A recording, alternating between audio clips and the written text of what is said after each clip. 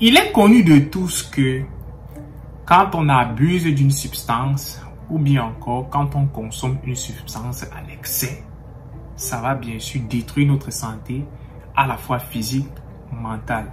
Donc, il est important pour vous de savoir comment est-ce que vous pouvez éviter tout cela. Et aujourd'hui, dans cette vidéo, nous allons parler de quoi?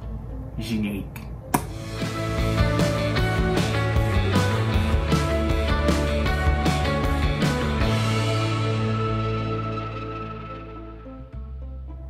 Le sujet d'aujourd'hui va parler sur l'alcool.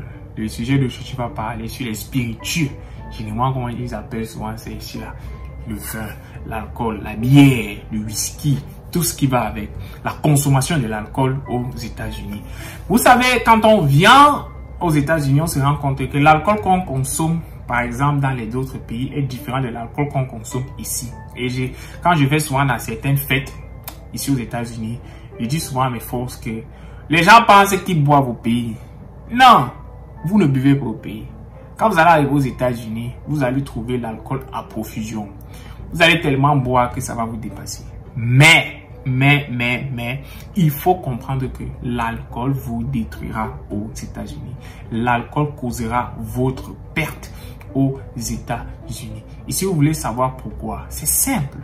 L'alcool altère quoi? L'alcool altère votre jugement. Il y a une sanction qui est attribuée ici aux États-Unis quand vous conduisez en état d'ivresse, et cette sanction est appelée le DUI, Drug Under the Influence of Something, of the Substance. Donc, si bien sûr la police un jour vous arrête et que vous avez bu, on peut dire dans un sens que vous avez votre vie pratiquement terminée.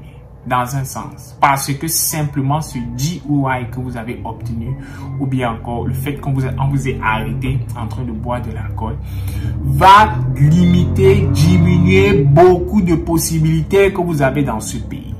Alors, quand vous consommez de l'alcool, ou bien quand vous buvez, il est important pour vous de connaître vos limites et de savoir comment s'ajuster à cela. Je vous prends un exemple. Vous partez dans une fête aux États-Unis, et que vous savez dans un sens, ou bien vous ne savez pas que vous allez boire. Si déjà après la première et après la deuxième bière, je conseille généralement aux gens de prendre les clés de leur voiture et de donner à quelqu'un, ou bien encore de s'abstenir de démarrer le véhicule. Ici aux États-Unis, il y a beaucoup d'entreprises qui peuvent venir te porter où tu es et t'amener dans ta maison.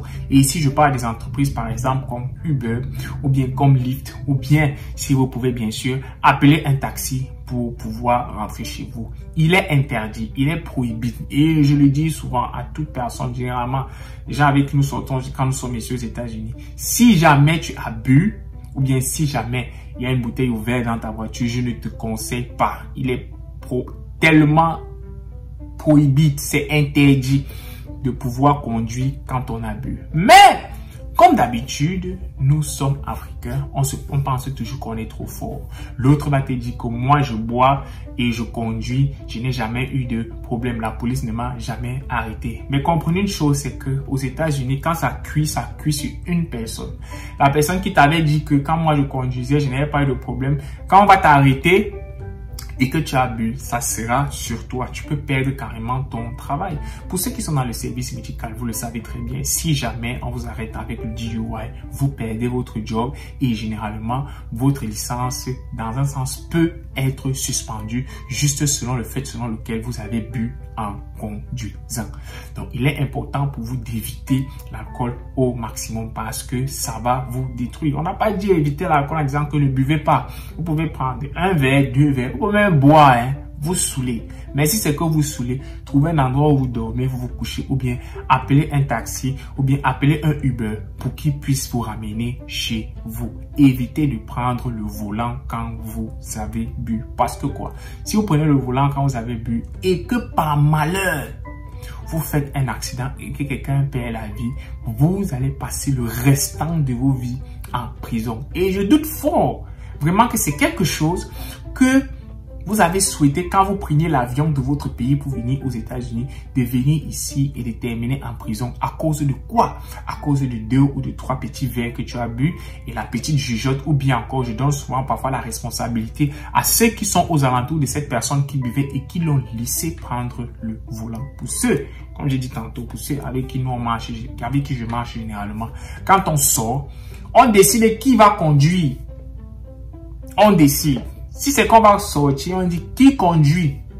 Et la personne qui conduit ne touche pas à une goutte d'alcool parce que c'est cette personne qui va nous ramener à la maison. Ou bien, la personne qui conduit doit être suffisamment de jugeote que si jamais il conduit, il saura que c'est lui qui avait été assigné pour conduire. C'est lui maintenant. Si c'est qu'il a bu, on va dire ça comme ça, si c'est qu'il a bu, il va dire qu'il ne conduit pas. Il faut qu'il ait assez de jugeote pour dire que moi j'ai bu, je ne peux pas conduire. Tout simplement, on va appeler le Uber pour qu'il puisse nous ramener à la maison. Donc, faites l'effort de connaître vos limites dans la boisson, d'éviter de prendre le volant quand vous conduisez parce que pour vous, c'est simple, mais les conséquences peuvent être très, très, très désastreuses juste à cause de ce 2 à 3 petites minutes de décision que vous avez pu faire quand bien sûr, il fallait entrer dans cette voiture et qu'il fallait démarrer alors que vous saviez pertinemment que vous avez bu, alors que vous saviez pertinemment que vous étiez sous l'influence d'une substance. Donc, mes chers amis, s'il vous plaît, consommez l'alcool avec modération et bien sûr, évitez de prendre le volant quand vous conduisez. Ça compte partout, pas seulement aux États-Unis, dans tous les pays. Please, de grâce, don't drink and drive. Merci d'avoir regardé la vidéo et nous nous voyons pour nos prochaines échéances. Ciao, ciao la famille.